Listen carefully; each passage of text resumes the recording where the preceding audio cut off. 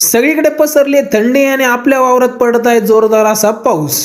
ओम साईराम मित्रांनो, मी Akhilesh Thombare bachelor of pharmacy degree complete करून करत आहेत ॲग्रो बिझनेस.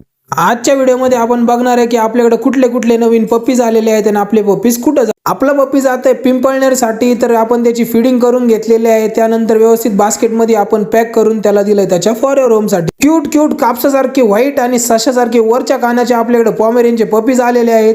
त्यानंतर हेवी साईजमध्ये 4 महिन्याचा रॉटवायलरचा मेल आहे.